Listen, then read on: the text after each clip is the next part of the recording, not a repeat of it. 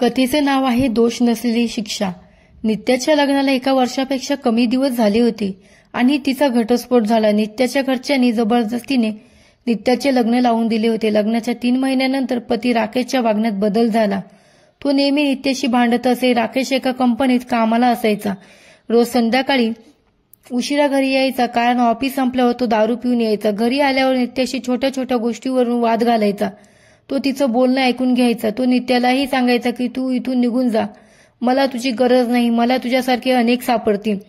नित्या त्याचं हे वागणं मुकाट्याने सहन करत होती। तिने तिच्या घरीही काही सांगितलं नाही। घरच्यांचा राग होता। नित्याचे अविनाशवर प्रेम होते। ही बाब नित्याच्या घरच्यांना कळताच त्यांनी जबरदस्तीने तिचे लग्न लावून दिले। अविनाश त्यावेळी काहीच करू शकत नव्हता, कारण नित्याच्या वडिलांनी अविनाश विरुद्ध पोलिसात तक्रार केली होती की तो नित्याला त्रास देतो आणि याच कारणामुळे तो काही दिवस तुरुंगात होता। नित्याला हे सर्व माहिती नव्हते। नित्या तिच्या वैवाहिक आयुष्यात खूप अस्वस्थ होती। असे काही महिने चालले। राकेश जराही बदलला नव्हता। मग नित्याने विचार केला की ती यापुढे त्या नात्यात राहू शकत नाही आणि राकेशला घटस्फोट देण्याचा निर्णय घेतला आणि मग त्यांचा घटस्फोट झाला। एक दिवस अविनाशला नित्या दिसली। अविनाशला पाहताच नित्या तिथून निघू लागली। तिने अविनाशला सांगितले की मला तुझ्याशी काही बोलायचे नाही, तू निघून जा। अविनाश तिच्या मागे लागला। तो म्हणाला एकदा माझे ऐक, तरीही नित्या थांबली नाही। मग अविनाश म्हणाला की तुला शपथ देतो, जरा थांब आणि माझे ऐक। मग नित्या काय करणार? अखेर तिचे अजूनही अविनाशवर प्रेम होते म्हणून ती थांबली। मग अविनाश म्हणाला की चल कुठेतरी बसून बोलू। मग ते दोघे गेले मॉलमधील रेस्टॉरंटमध्ये। अविनाशने तिला विचारले तू कशी आहेस? ती म्हणाली ठीक आहे। अविनाशने तिच्या नवऱ्याबद्दल विचारले की तो तुझी योग्य काळजी घेत आहे? नित्या गप्प बसली। अविनाश म्हणाला काय झालं? गप्प का आहेस? काहीतरी बोल, तुला काही प्रॉब्लेम नाहीये ना? नित्या म्हणाली मी घटस्फोटित आहे। हे ऐकून अविनाशला आशेचा किरण दिसू लागला। त्याने केव्हा आणि का विचारले। नित्याने त्याला सर्व काही सांगितले। अविनाश म्हणाला मग तू आता एकटी का राहतेस? तू तुझ्या आई वडिलांकडे का गेली नाहीस? माझ्याशी संपर्क करण्याचा प्रयत्न का केला नाहीस?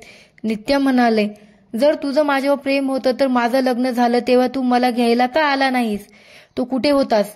त्यावेळी मी एकटीच होते आणि मजबुरीने लग्न केलं। अविनाशने विचारले तुझ्या वडिलांनी माझ्यावर पोलीस केस केली आहे हे सांगितले नाही? मी काही महिने जेलमध्ये होतो। हे ऐकून नित्याला धक्काच बसला। तिने सांगितले की मला याबद्दल काहीच माहिती नाही। अविनाशने तिला सर्व प्रकार सांगितला। नित्या म्हणाली मी माझ्या वडिलांच्या वतीने तुझी माफी मागते। अविनाश म्हणाला आता हे विषय जाऊ दे, मी ते सर्व विसरलो आहे। आता बोल। अविनाशने क्षणाचाही विलंब न लावता विचारले आता माझ्याशी लग्न करणार का? नित्या म्हणाली तू अजून लग्न केलं नाहीस का? अविनाश म्हणाला नाही, मी सध्या माझ्या करिअरवर लक्ष केंद्रित करत आहे आणि हे काही कामासाठी आलो आहे। आता मला सांग तू माझ्याशी लग्न करशील का? नित्या म्हणाली फक्त 2 दिवसात मी माझ्या कंपनीच्या वतीने मीटिंगसाठी परदेशात जात आहे, तिथून परतल्यावर बोलू। अविनाश म्हणाला की खूप वाट पाहिली आहे, आता थांबवत नाही, पण तरी तू म्हणशील तसं होईल। दोघांनी एकमेकांचा फोन नंबर दिले आणि घरी गेले। अविनाश तिला रोज फोन करून तिच्या तब्येतीची विचारपूस करण्याचा। 1 आठवड्यानंतर नित्या तिची बैठक संपून परत आली। अविनाश तिला भेटायला सांगत होता, पण नित्या तिच्या ऑफिसमध्ये खूप बिझी होती। ती म्हणाली आपण रविवारी भेटू। त्यानंतर ते दोघे रविवारी एकाच मॉलमध्ये भेटले। अविनाशने आधी त्याच्या भेटीबद्दल आणि कामाबद्दल विचारले की सर्व काही ठीक चालले आहे? नित्या म्हणाली हो सर्व ठीक आहे। तेव्हा अविनाशने तिला लग्नासाठी विचारले, तू सांगशील की लग्न करणार की नाही असे सांगितले होते, आता तुला काय वाटले ते सांग। नित्या नेहमीच अविनाशच्या प्रेमात होती आणि आता तिला पूर्ण आयुष्य त्याच्या प्रेमासोबत घालवायची संधी मिळाली होती। ती हो म्हणाली। दोघेही खूप खुश होते। नित्याने अविनाशबद्दल सर्व काही तिच्या घरी सांगितले आणि यावेळी तिच्या घरच्यांनी तिच्या निर्णयाशी सहमती दर्शवली, कारण त्यांनी आधी चूक केली होती आणि आता त्यांना त्यांच्या मुलीला पुन्हा संकटात बघायचे नव्हते। महिनाभरानंतर घरच्यांनी त्यांचं लग्न केलं।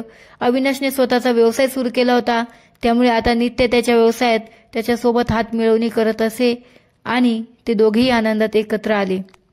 कथा कशी वाटली नक्कीच कळवावे।